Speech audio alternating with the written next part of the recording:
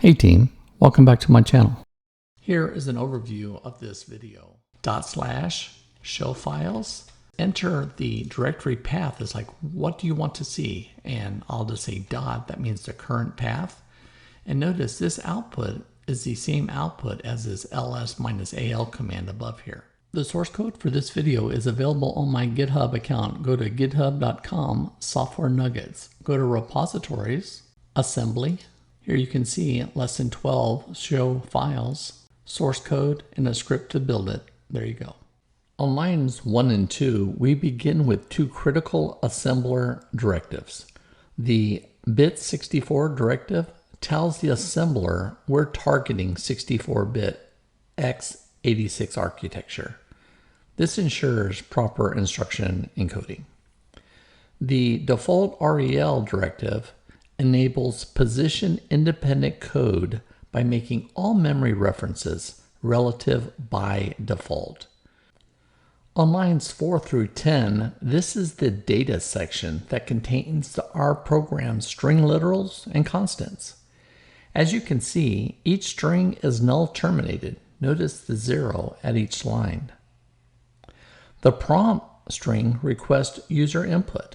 The error message includes ASCII code 10 for the new line character. And the format entry is a printf format string, and it uses many placeholders. %30s, that makes it left aligned, a string. That's where we're going to put the file name. Then %ld is a long integer. That's going to be where we're going to put the size of the file. And then at the very end, you can see that is the date. That's going to just be day, month, year, hour, and minute. In lines 12 through 17, the BSS section reserves uninitiated memory space. Here you can see that we're allocating 256 bytes for the user input path. The dir variable stores the directory handle returned by opendir. The file stat, that is a buffer that holds the stat structure, which is 144 bytes in Linux.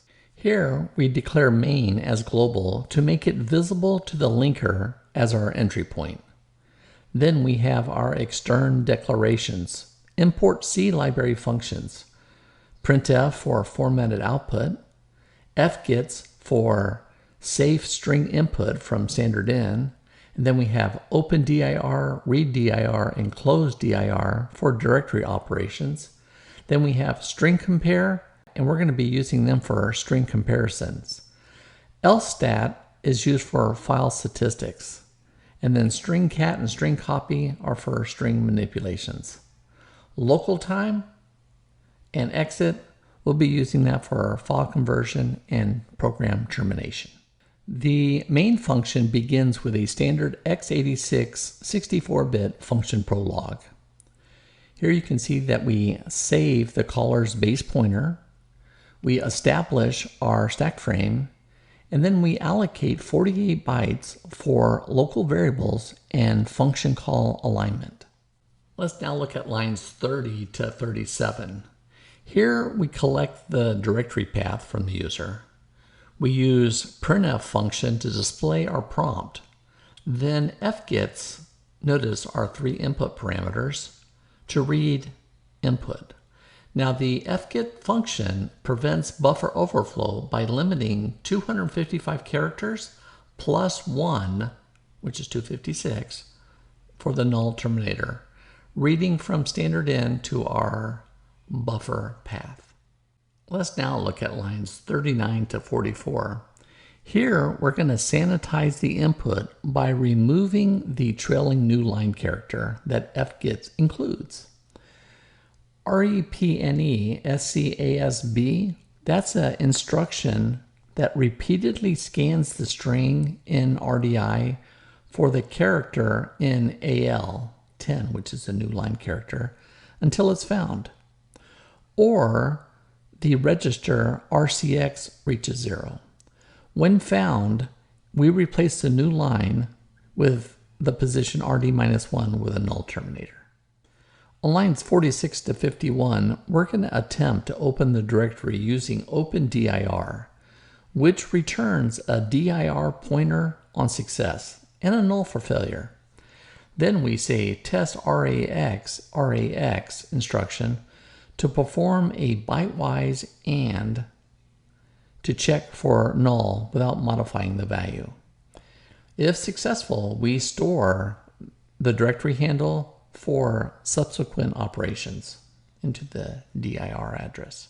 Lines 53 to 59, we have directory reading. The main process loop calls readdir to retrieve the next directory entry. This function returns a pointer to a dir ent structure, or null when there are no more entries. We then preserve the structure pointer into R12 for additional processing. On lines 61 to 73, let's filter those directory entries. Now it all begins with the dot. Notice R12, the register, plus 19, that loads the effective address of the file name in the dir ent structure. Then we're going to be looking for dot. Does it equal that? And down here on 68, 69, and 70, we're looking for a dot dot. Lines 75 to 79, before constructing the full file path, we clear the path buffer using Memset to ensure no residual data from the previous iterations. This prevents path concatenation errors and ensures a clean string operation. Lines 81 to 92, we're doing full path construction. We construct and complete file path using the first copy from directory path, then appending a / and then finally the file name. This is a three-step process using string copy and strcat. Remember, plus 19 is the file name. On lines 94 to 99, here you can see that we're using lstat to get the file statistics. Now we use filestat rather than stat to retrieve file information. Lstat function provides information about symbolic links themselves rather than their targets, giving us a complete directory picture. Now if this call fails, we'll skip this file and then continue processing. Let's now look at line 101 to 106. The modification time in the stat structure is a Unix timestamp located at offset 72. We convert this into a human readable format using localtime, which returns a pointer to the struct tm containing a broken down time components. This structure provides separated fields such as year, month, day, hour, minute, and second. Before we begin setting up the printf call with our format string and the first few arguments, the file name comes from the dir ent structure, and the file size comes from offset 48 in the stats structure. We load the time structure into register R10 for a convenient access to the time fields. Lines 126 to 135, we extract the time components from the struct tm using specific byte and word operations. Notice the function movezx. It zero extends smaller values into 64-bit registers. The year requires adding 1900 since tm_year represents years since 1900. Now month values are 0 based, so we have to add 1 to make it 1 to 12. And day values are already in the correct range, 1 to 31. Notice above are all the offsets. Here you can see offset 20 is year, offset 16 is month, and 12 is day. Let's now look at lines 137 to 154. In x86 64-bit, calling convention passes the first 6 arguments in registers, with additional arguments placed on the stack.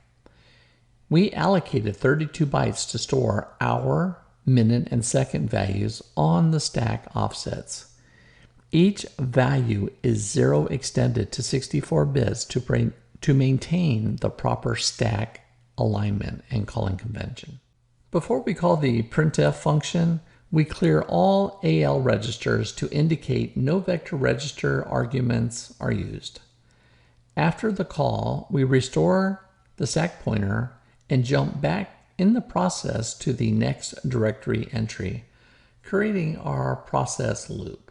Now we're going to look at the remaining 166 down to 181. Notice that if we jump out of the loop here, we're going to close the directory. We're going to call the extern function closedir. And then if everything's okay, we're going to jump down to exit program. Notice at the end we call exit. And that's the program. If you have any questions or comments about this program, please consider leaving a message. Look forward to seeing you back in my next video. Take care.